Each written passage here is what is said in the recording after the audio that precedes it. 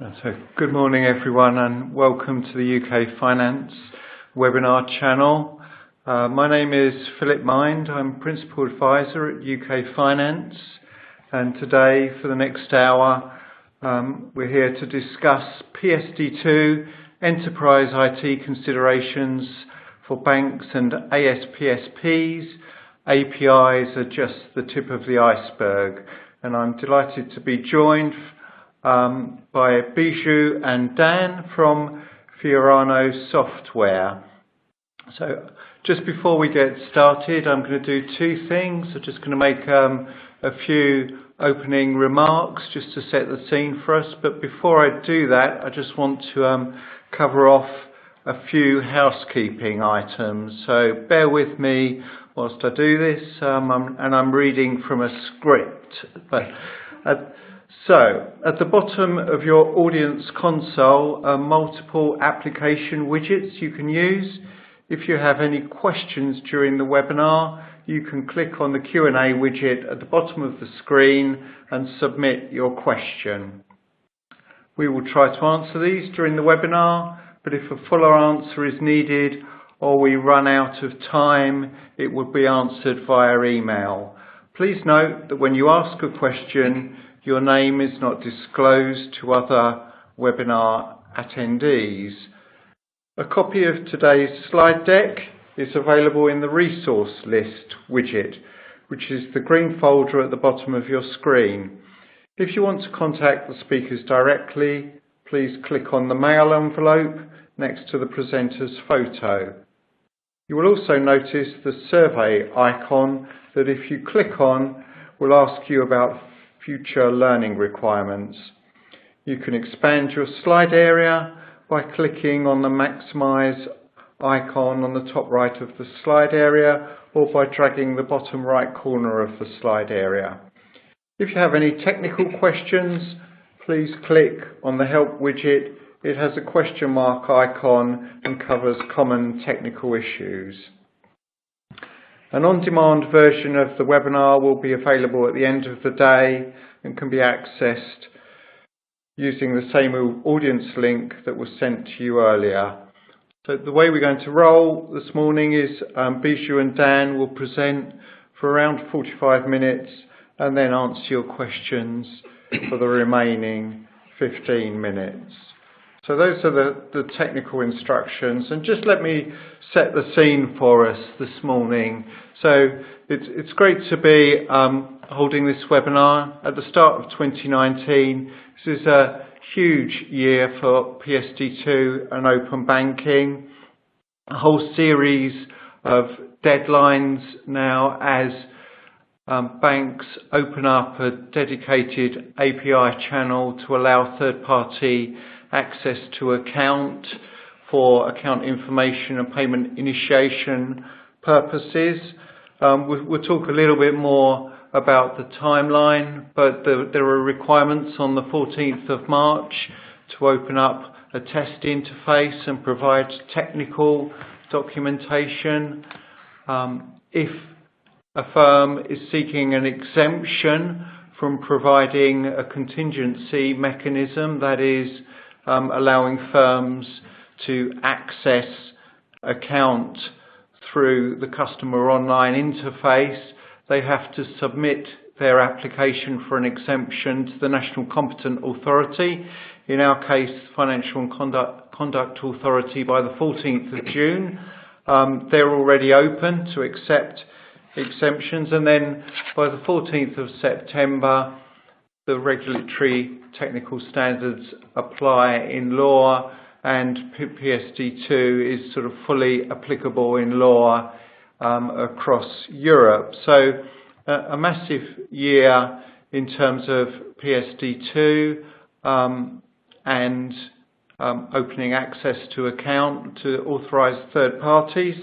Our sense here at UK Finance is that firms are understandably focused on complying with PSD2, and we'll talk during the morning about firms' obligations under PSD2, but clearly there is also a huge opportunity not just for third-party providers, but for ASPSPs undertaking account information service roles.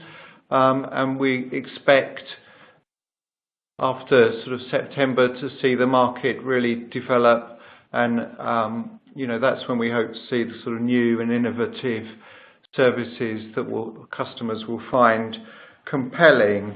But there is a huge challenge in building the infrastructure, and a huge challenge for firms, third-party providers already in the market, in transitioning to a new form of technical access. So we'll cover all that this morning, and hopefully you'll have lots of questions, and we'll have a really instructive and informative hour. So I'm going to hand over now to Biju and Dan. Thank you, Philip. Good morning, everybody. My name is Biju. I am the lead for open banking for Fiorano.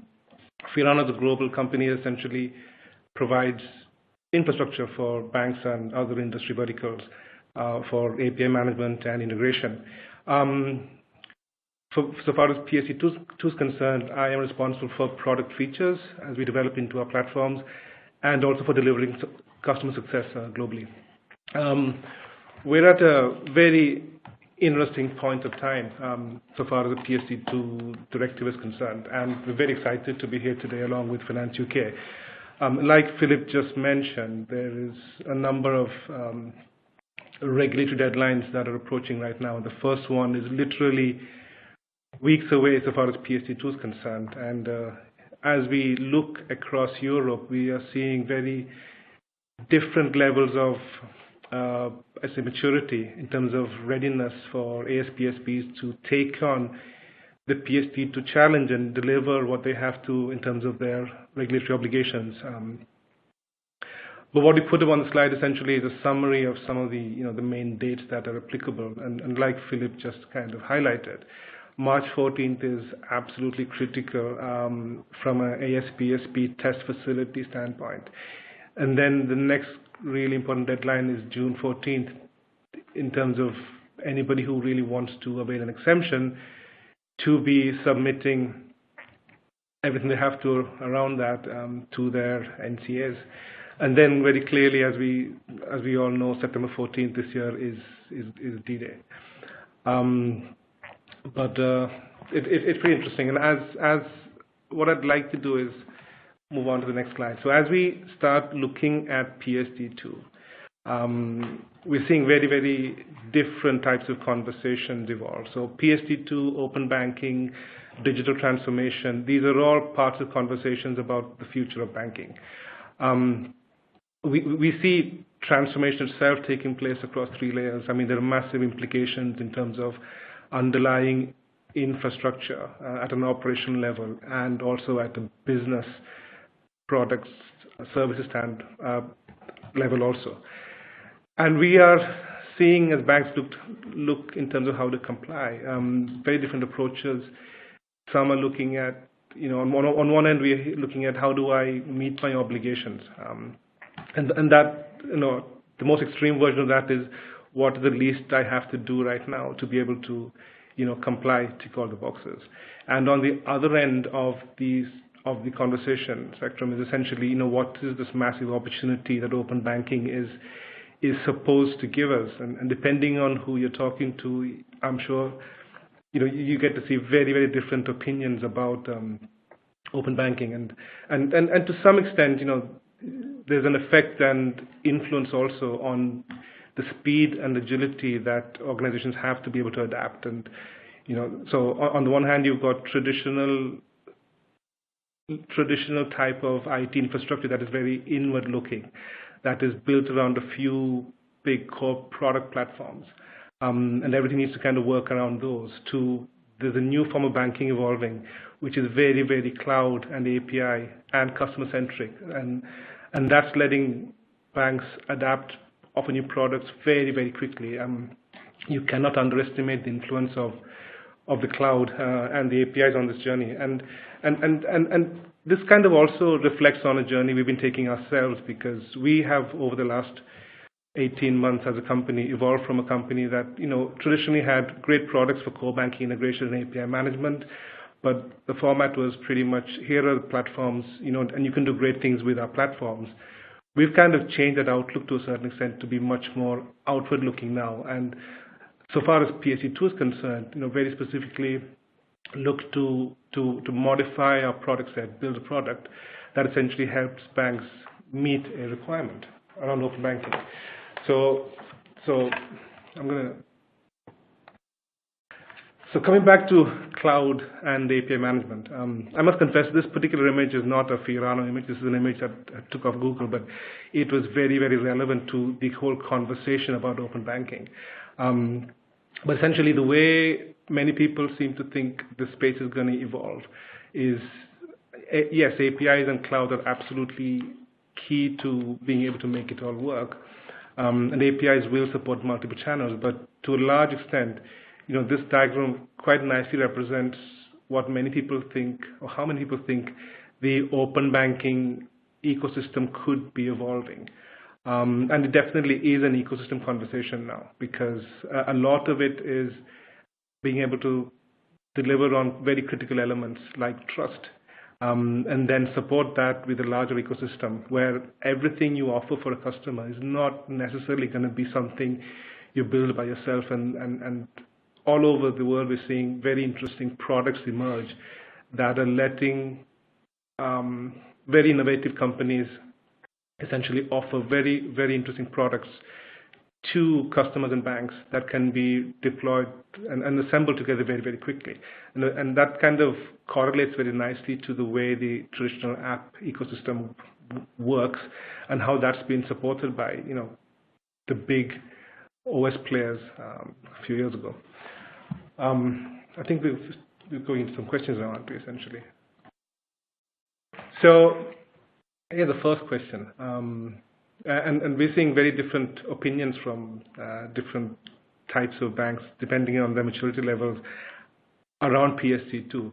But our first poll is literally what do you think the implication is going to be around PSD2 and open banking?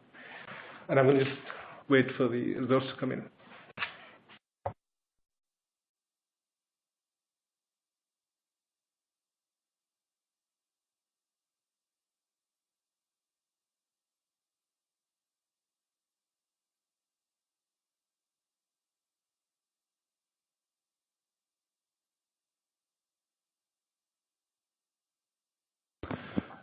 Okay, so first question and some interesting results. So I'll just read the question. You want to read the question? Oh, yeah. Do you think PSD2 will change the banking landscape? So nearly 82% think that it will change the retail banking landscape. I think that will be consistent with kind of my expectation, but also nearly 31% think that it will also change the corporate banking landscape. So I find that quite interesting, and a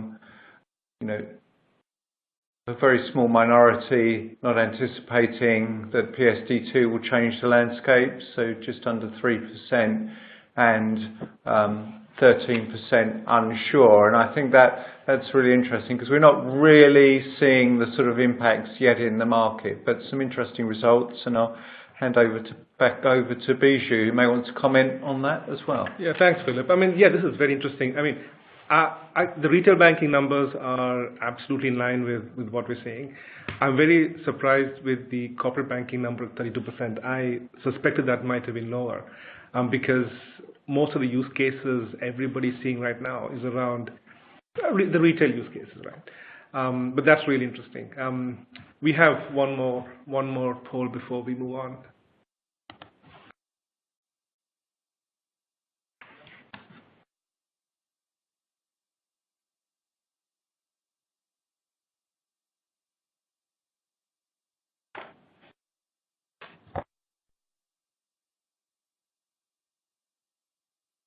So yeah, we're just waiting on the results. So the question is, should banks be worried about TPPs in a PSD2 world?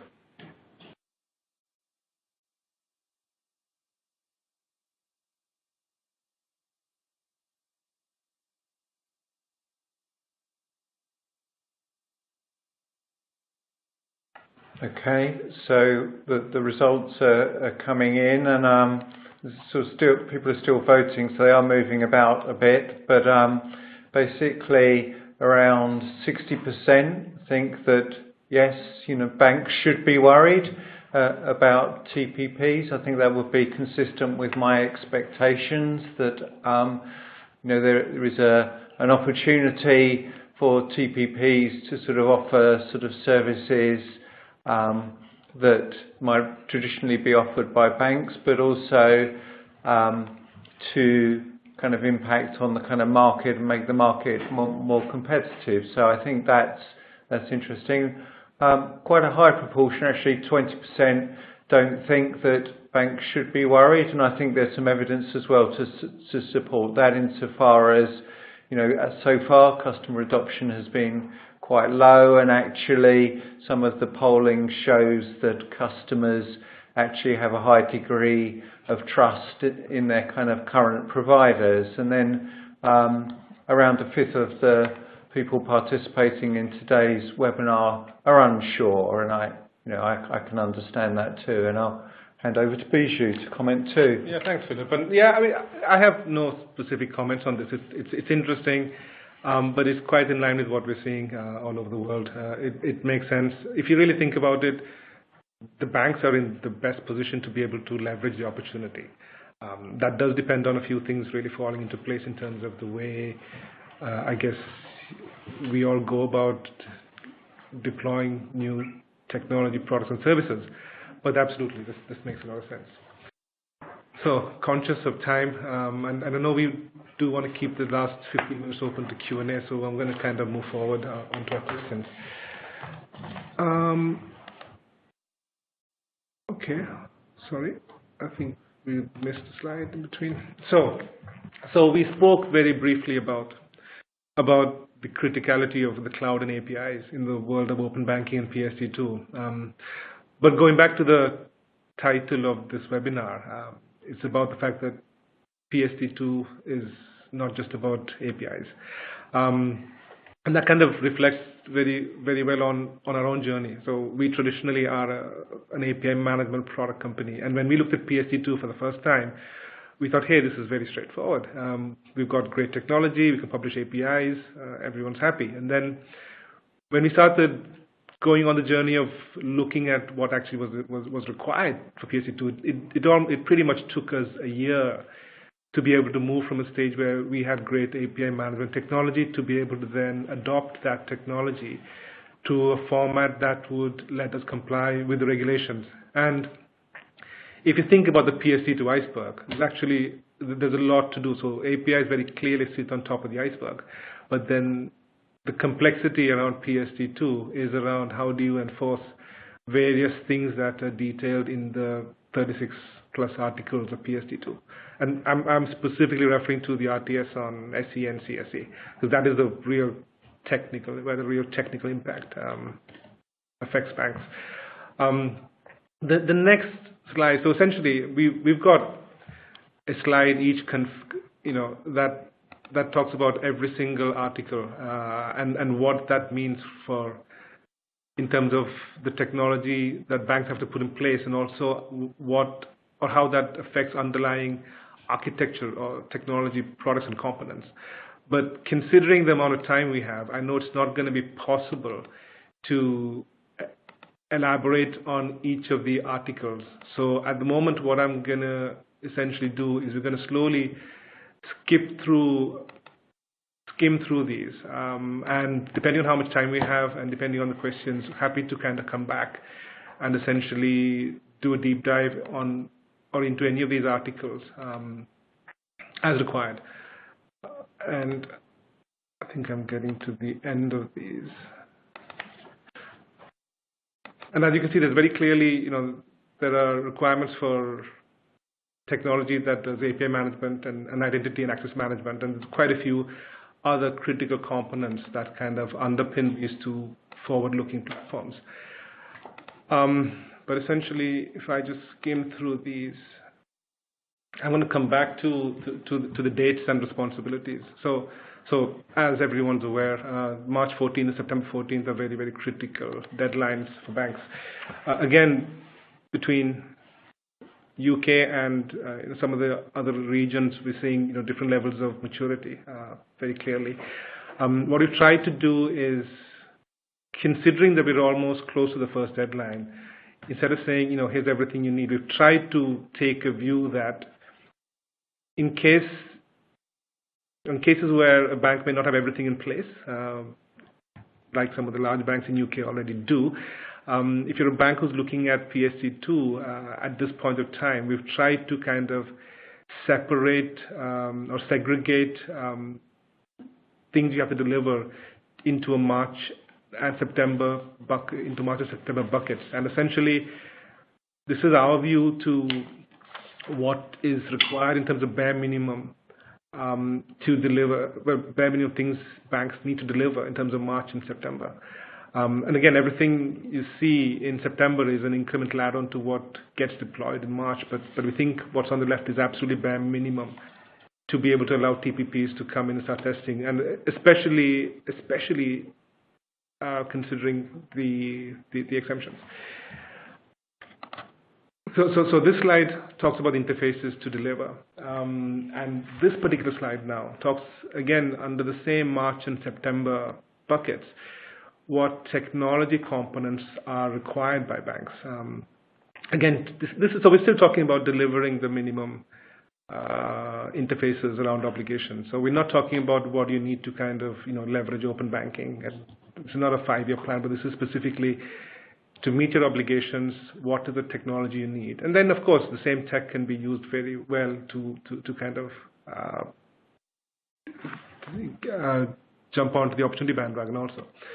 But if I move forward, we've kind of then bucketed the same technology into a few areas. And broadly speaking, we see two very prominent outward-looking applications. So one is API management, and the other one is identity and access management. And these two are absolutely key. And they will have to work very, very closely together to be able to deliver things that are specified in the various articles.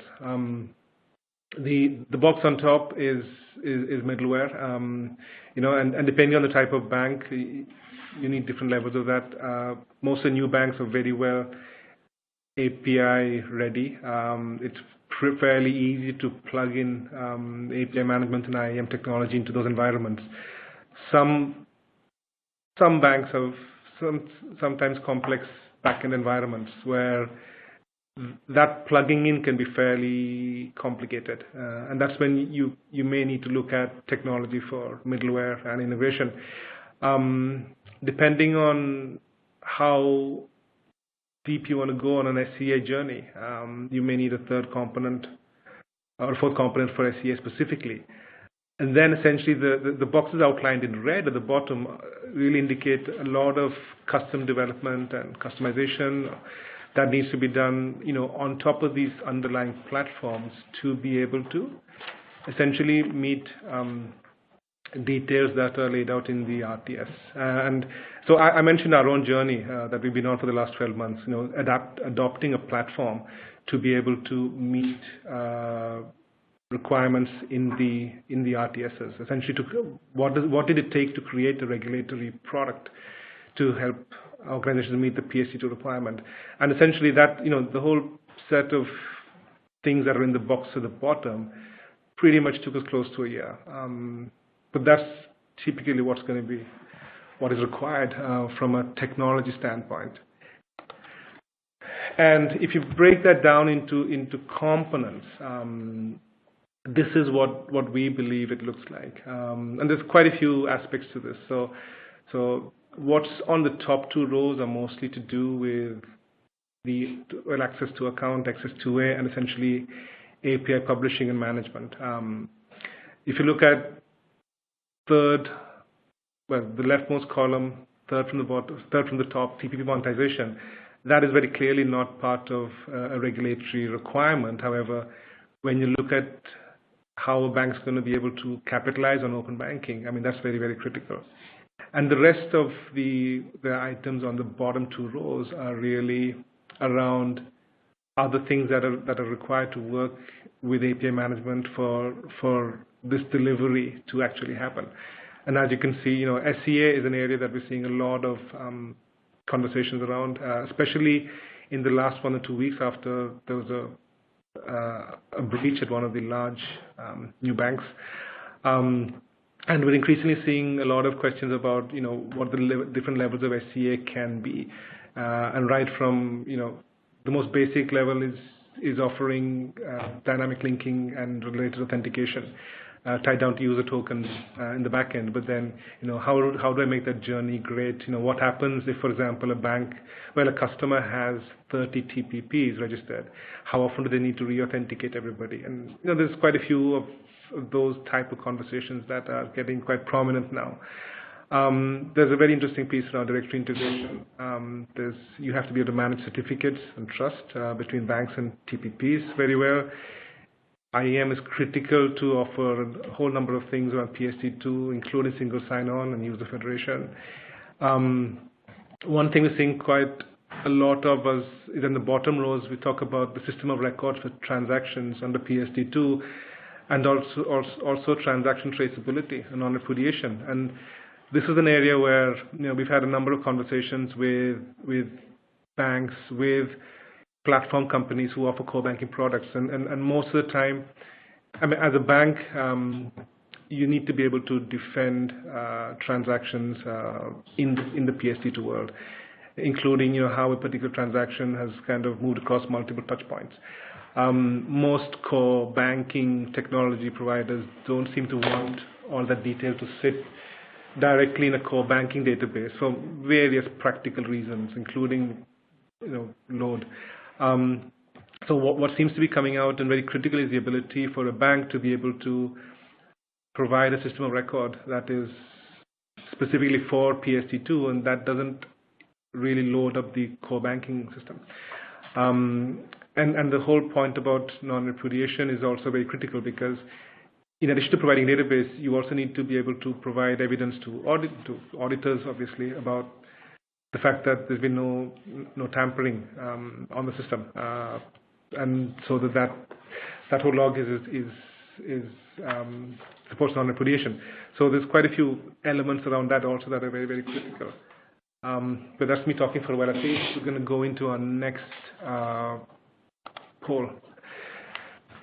And the question is, are you worried about PSD2 compliance, specifically around ASPSP obligations? Are you worried about these compliance requirements requiring large investments?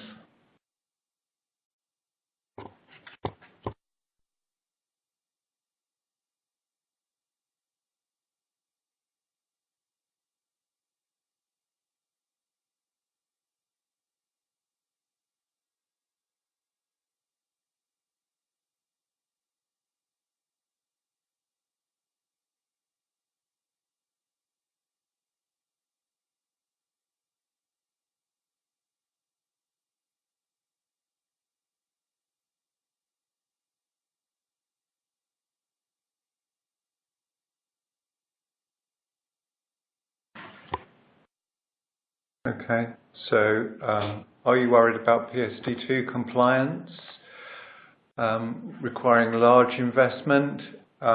Yes, the vast majority of those of you on the call are worried about that, so around 3/4, with a quarter not worried. So interesting, and I think I'll hand over to Bishu to comment on that.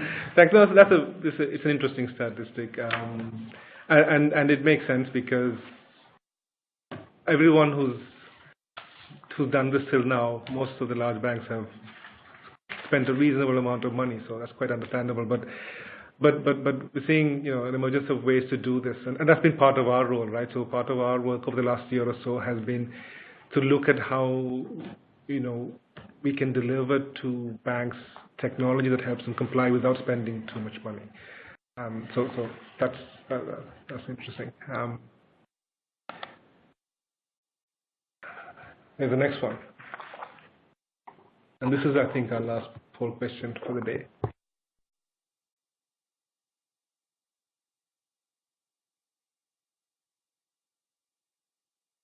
So the question is, do you have clarity on what needs to be done as an ASPSP to meet technical obligations?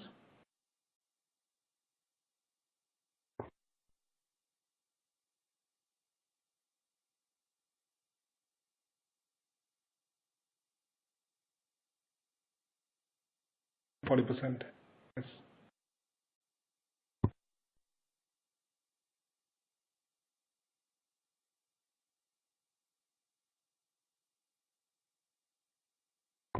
Okay, so some results are still coming in, but this is both kind of interesting and worrying, but also borne out by the list of questions that I have in front of me, which shows that 70% don't have the clarity and only 30% do have clarity. So, and we're going to move, I think, rather sooner into questions than we originally intended, and so hopefully we can introduce a little bit more clarity this morning. But clearly, large numbers of you are still looking for clarity on what is required technically to meet your obligations under PSD2. Yeah, thanks, Philip. And this is very interesting. And I guess partly this is the reason why we thought we'd have this webinar today, to really try and share some of our own learnings and what we figured out in terms of what needs to be done. So the PSD2 is fairly complex, and it's a multifaceted regulation. There's a lot of moving parts and a lot of things required to work together to be able to deliver on these interfaces and to deliver properly, because also keep in mind, it's not just about making things work. There are some reasonably strict KPIs that, at least in the UK, OBIE have published around API uptime and availability and all that. So there's quite a bit to actually think about. Like Philip said, we are going to try and wrap up the slides in the next 3 or 4 minutes and try and open up the questions, because there have been quite a few coming through. But essentially, here's what we think the PSD2 iceberg really looks like. So APIs absolutely are the channel for access to account. But then there's a lot to think about, and depending on whether you choose to take an article-specific view or underlying technology component-specific view, there's still a lot to it, and there's a lot to the PSD2 iceberg. What you see here is our Fiorano's take on technology components as required for banks to deliver on PSD2 obligations. But then again, I'm sure we're going to have questions coming through, and everyone is going to have, there'll be different variations of this. Before we get towards wrapping up the slides, so essentially, if you think about the choices available to a bank, we see this as a four-pronged kind of question. The first very clear question is how much you want to leverage the open banking opportunity versus, for the time being, are you looking to only meet obligations? And quite often we are seeing, the answer to this question as a multi-stage thing. I mean, right now, some banks have got reasonably clear ideas on how they want to leverage open banking. Many are thinking or are saying, for the time being, let's just make sure we comply. And once we've complied, we'll figure out how our products and services strategy is going to change and evolve. And that will also be partly depending on how the whole market evolves post-September 14th. But one thing we're seeing quite consistently is most banks who are looking to eventually leverage the opportunity at this point of time are looking to incorporate and implement the right infrastructure that lets them do that. So part of, then you look at a build versus buy conversation. If you want to build it yourself, you're typically looking at buying 3 or 4 fairly complex products and then getting them integrated into your bank's environment, and then doing a fair amount of development, which in your average timelines could be, we've seen 12 to 18 months timelines be fairly reasonable. And at this point in time, how many have that much time to spend is also a question. There is a short-term versus a long-term view. Some of the organizations we're talking to right now are saying, I just want to comply. I'm not too bothered about leveraging open banking as a channel, and for that there's quite a few options opening up across Europe where people are offering an endpoint solution to PSD2, where essentially they host or can host PSD2 compliant APIs that a bank can subscribe to very easily publish data in compliant with access to a SE and CSC. However, I mean, our take is that we think, and we're seeing the majority of banks adopt this. We think you need to take but we think a longer term view is more appropriate, because eventually we're talking about a new channel for banking that's opening up. And as much as it's important to kind of meet regulatory timelines, there's also, you need to be able to own and run the channel effectively. So we think the long term view is slightly more important. And then the last point is cloud versus on premises. Cloud is becoming absolutely critical. We ourselves are seeing in our own journey. Typically, we can implement technology very quickly, and we normally do it much quicker than most of our competitors. However, having adopted the cloud very fast, we're now able to typically deploy sandboxes anywhere in the world, compliant to any PSD2 guideline very quickly, and that would have been impossible without some of the agility, speed, and even cost benefits that some of our cloud infrastructure partners are able to give us right now. So that's about the choices, I guess, that are available. And before we wrap up, I'm going to very quickly spend literally a minute to introduce the company. We work with Firano. So Firano is a global company. Traditionally, in a pre-PSD2 world, we specialize in enterprise middleware, integration infrastructure, and API management infrastructure. We have offices all over the world. We've been going for close to 25 years now. But what we've done critically for PSD2 is build a technology stack that delivers most of the components the bank requires to meet PSD2 obligations out of the box. So if you look at the screen that's up right now, Firano middleware and Firano API management are very mature products, both into version 12 of our releases right now. They've been around for a while, very mature. On top of those, we've built specific components and functionality required to PSD2. But this is Firano very quickly. If anybody would like to get in touch with us, our contact details are here. And I think having said that, we can slowly open up to questions. Okay, well, thank you very much to those who have sent questions. We have a pile of them. We're not going to be able to get through all of them.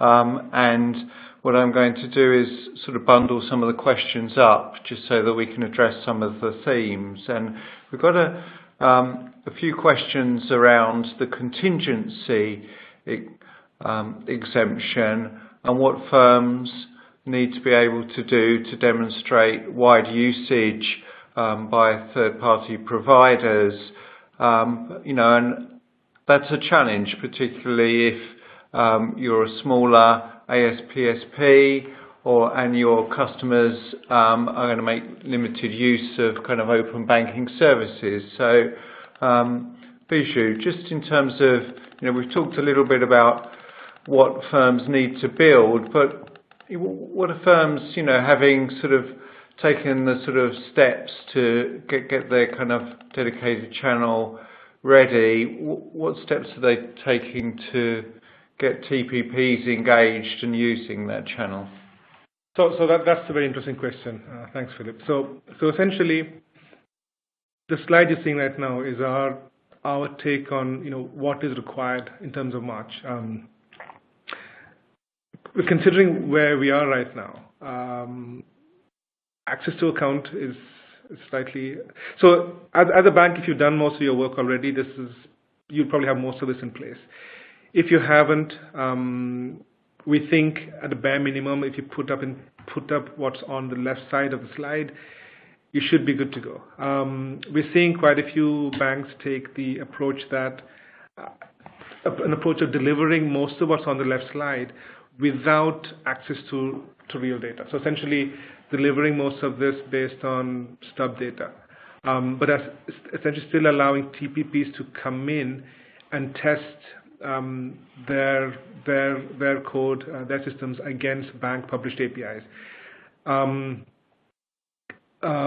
in terms of, to answer the question around what banks have to deliver, apart from putting in these interfaces, the key term was wide usage, and that essentially means also getting a fair number of TPPs to come in and confirm that they have tested your APIs and sandboxes and systems, and that everything works in a nice format. So nice format means obviously returning the right responses and returning them on time, and obviously with the whole environment being available 24/7 with very, very little or zero downtime. But a key point is about getting the TPPs to actually test and get engaged. So what we're also seeing at the moment of time is quite a few TPPs come up with really interesting propositions where they can almost offer testing as a service. So for a bank who's put in place the technology, we're seeing some very interesting key TPP propositions that can help them, that banks can engage to essentially get almost a TPP compliance certificate, saying, yes, as a TPP, we've tested everything, it works fine, good to go. And there's quite a few TPPs across Europe who are doing that. So I just wanted to add to Biju's remarks, because what we're hearing from the third-party provider community is that they're not clear on the approaches that different banks are taking, in terms of the different kind of technical choices that are open to banks. So we're in kind of live discussion with the third-party provider trade association just to try and kind of provide a little bit more transparency on what's taking place in the market. So if you're a UK Finance member, we will be contacting you to get your kind of URL to show where you're publishing all your kind of technical documentation to make that visible to the third-party provider community. And on the 25th of March, we're hosting what we're calling a kind of innovation forum, which will bring the non-CMA 9 ASPSP community together with a number of third-party providers. So I think there is, some work to be done over the next few months to bring those sort of two communities together. So I just wanted to move on, because we've had a few questions which I would sort of bundle together around security. So, just in general, Biju, what approaches are ASPSPs taking to security, and how does that differ from what they would do for their normal kind of online banking channels? So security in the PSD2 world is quite interesting. While I speak, I'm going to see if I can find the right slides, and I'm going to also call upon my colleague Dan to kind of comment as relevant, but let me just put the right slide. I mean, so the whole area is primarily the whole RTS around CSE, or Common Secure Channels of Communication. Essentially, what that means is for a bank as a trusted party, the bank has an obligation to secure channels of communication between a bank and TAPPs, a bank and the PSUs, as well as an obligation to securely manage user credentials and data that's being exchanged. So most of what we're seeing from a technology standpoint is very clearly defined in the OBI guidelines, and that's around the use of things like MTLS tokens and all that, or MTLS security. I'm trying to find the right slide. Just give me a moment, please. Which is the article? So, Article 22.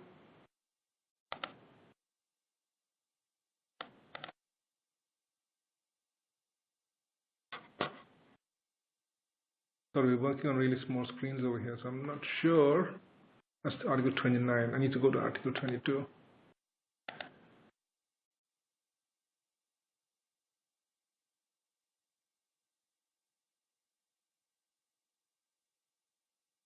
So part of this, the answer, I guess, is to do with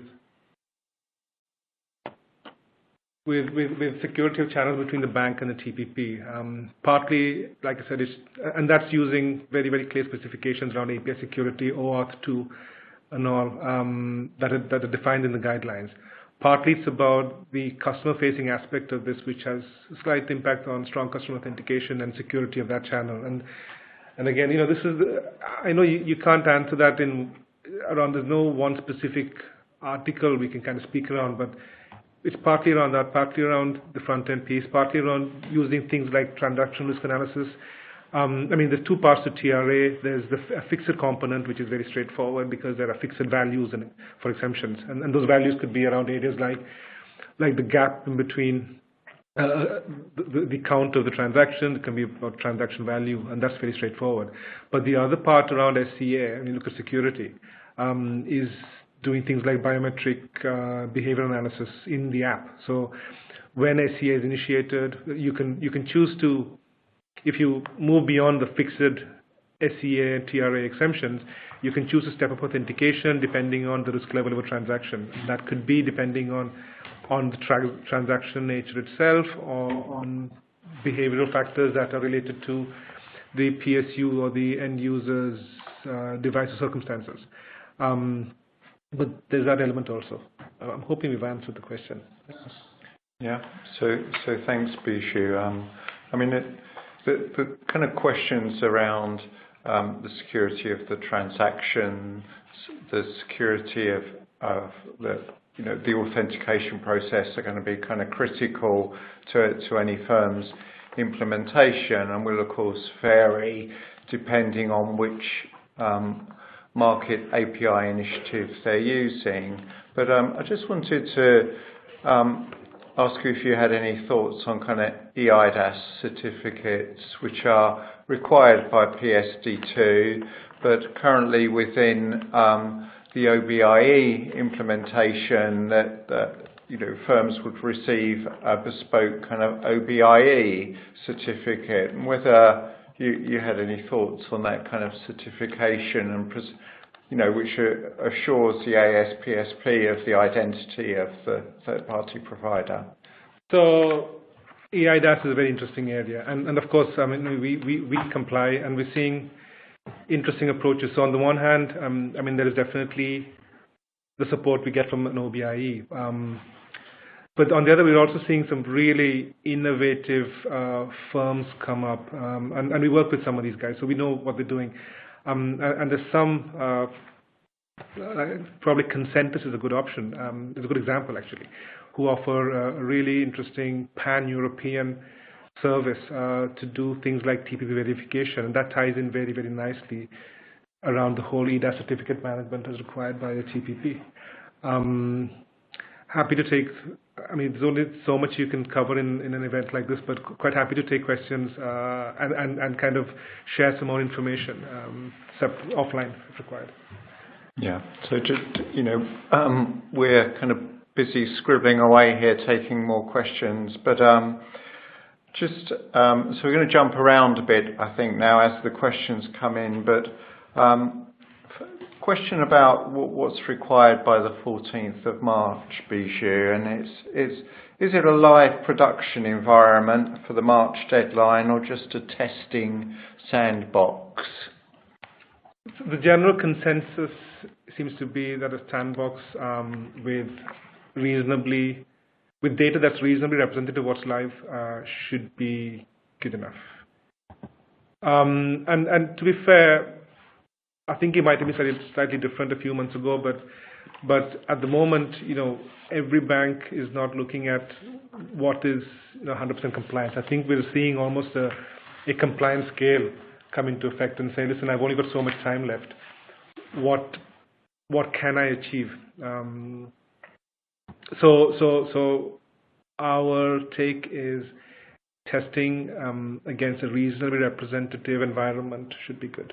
Yeah. So long as that doesn't change after March 14th, that's a pretty critical point to think about. Okay. And kind of another question about the test environment. So clearly questions being driven by what people are facing into the exemption process and the requirement to stand up a test environment. But would you expect the test environment to be compliant with secure communication? So I'm imagining that, just to unpack that question, would the test environment show the customer authentication flow that the firm were using? Okay, so our take, strictly speaking, it's about, strictly speaking, we think for most of the cases, so long as TPPs can come in and test the endpoints, it should be fine. But ideally, I'd say yes. So let me rephrase. Ideally, yes, but considering where we are right now, and the current state of readiness we're seeing, we think, and this is our opinion, that the sandboxes with some reasonable level of flows that can correlate back to those user journeys should be good. Also, think about the fact that there are a certain number of TPPs, and most of them are going to be who are testing may not be looking at every single bank out there, right? So the likelihood of actually, I'm going to not take that back. So strictly speaking, yes, but considering how much time we have, I think so long as that's reasonably representative of the user journey, including authentication flows, we think that should be reasonably okay right now. Yeah. So up to now, we've kind of focused our questions on the ASPSP side of the market, if I can describe it in that way. I just wanted to, we've had some questions that kind of clearly, well, they relate to the third-party providers. So if you're, a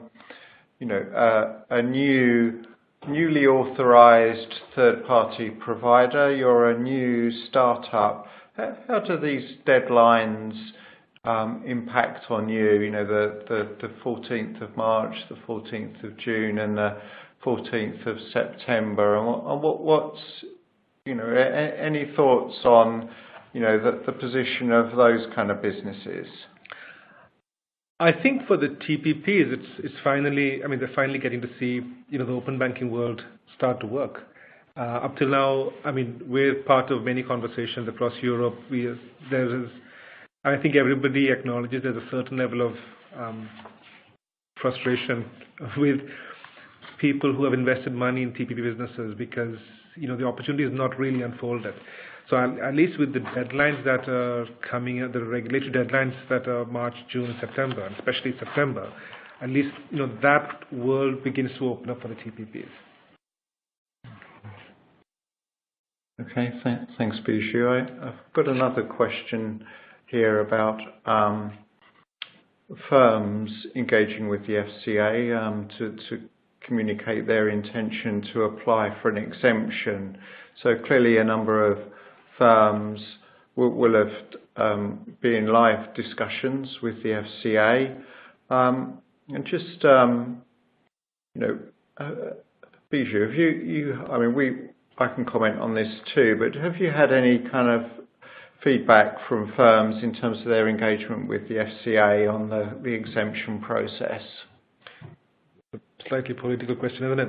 So there's a very clear form to be filled out for and submit as part of your exemption application, and that's fairly straightforward. Apart from, for example, proving that you've had multiple TPPs actually come and test your environment. So it's fairly straightforward to fill out and submit, so long as you've done your work ahead of time. Yeah.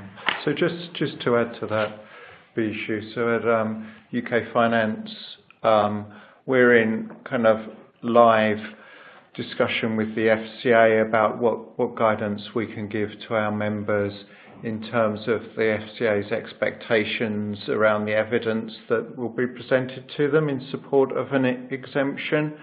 And we're working up some what we call kind of model answers, and those model answers will vary depending on the market initiative that a firm is using. So we're working up an open banking implementation entity model answer that actually they're doing that, and one that would apply to other kind of market initiatives. And we're just to give firms a sort of sense of the kind of expectations that the FCA have in terms of, the depth to an evidence which is required, and as Bijou says, the forms are pretty self-explanatory too.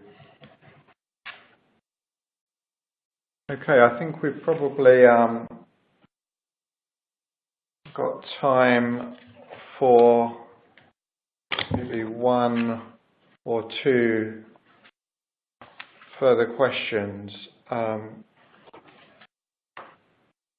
So that we've been asked for some points of clarity. So in terms of my point about trying to make the market more transparent, both to third-party providers and to banks, to enable the two to sort of engage with each other, and for third-party providers to sort of test firms' dedicated interfaces. We're working with FData on that, and as I said, we will hope to come out very soon with some sort of more kind of information, and we'll certainly be collecting and presenting firms' kind of URLs so that there is a sort of central sort of source of information for third-party providers. Okay, so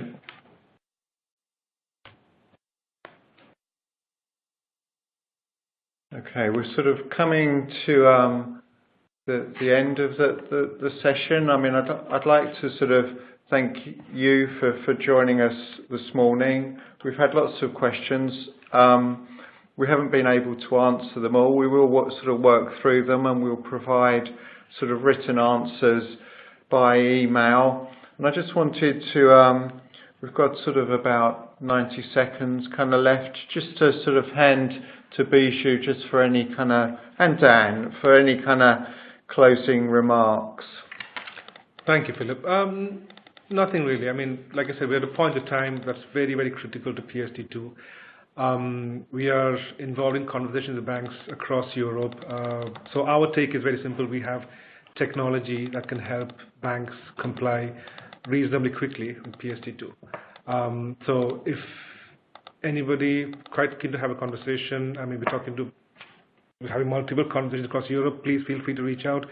If you'd like to talk more about any of these subjects, and like Philip said, we've got like loads of questions today. I know there's many we haven't answered. We will come back as soon as we can over email with the team at Finance UK.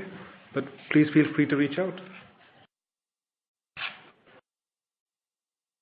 Yeah. Okay. Just one final point from me, and really to extend the same offer from UK Finance. Many of you will know my colleague David Song and myself, Philip Mind. Do get in touch if you have any questions that we can help you with. We're very happy to, if we don't know the answers, and we do have quite a lot of visibility on what's happening across our members and the market. If we don't have the answers to your questions, we're very happy to raise them, with the FCA or in the other sort of forums in which we participate.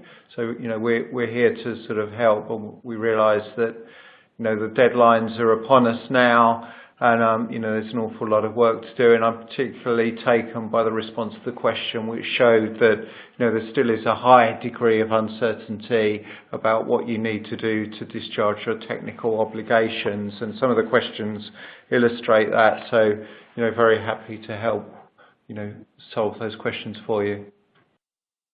And I think that sort of takes us to the end. So thanks very much, and we're going to close the webinar now. Thank you.